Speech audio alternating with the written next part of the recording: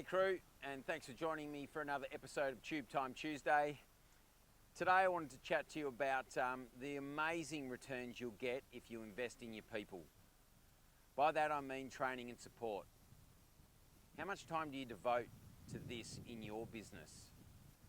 I come across this issue often as part of the coaching conversation with clients, and usually it's when we're addressing the underperformance of someone in their business.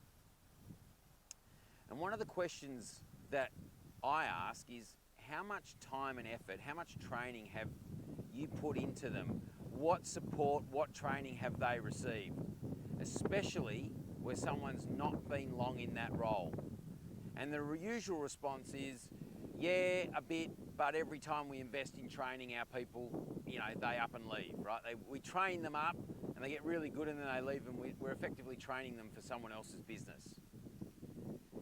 Now, the issue of employee retention, that's a whole separate conversation. That's another topic that I'll address in another episode. So my response to them is this: what would you rather have? A well-trained person who is competent and productive for 6, 12, 24 months? Or do you want someone that hangs around for that same amount of time that's incompetent and disruptive, right? How often is it that the people that you actually want out of your business don't leave, they just hang around, right? And interestingly, research shows that people feel appreciated and more engaged when you invest time in them. Time and money developing them means you care, right? And imagine how much more productive, efficient, and harmonious the workplace would be if we invested in regular training in the following 4 key areas.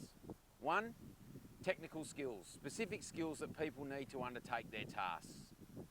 Secondly, procedures, the way that we want people, how we want them to complete those tasks so that they can be as effective as possible. Cultural training, that is clarity around what our core values are and expectations of how we want people to behave so that we operate in a harmonious environment. Leadership, develop others to both lead themselves and other team members so that it's not all reliant on you. And finally, personal development, perhaps skills that are not directly related to work, but that have some crossover in both your employees' personal and work lives. That might be mindfulness, that might be some physical activity, whatever it may be, right? These things show that you care. It also means that we can leverage off our people. That's why we employ people. We employ people in our business so that the business can do more, right? And by investing in them, 2 things happen. They get really competent. They show that we care about them, shows that you value them, and as a result, the workplace is more productive, more harmonious, and more enjoyable. And ultimately, a business that has those 3 things is a business that's more profitable. That's it today. Look forward to you tuning in next week for another episode of Tube Time Tuesday. Happy days.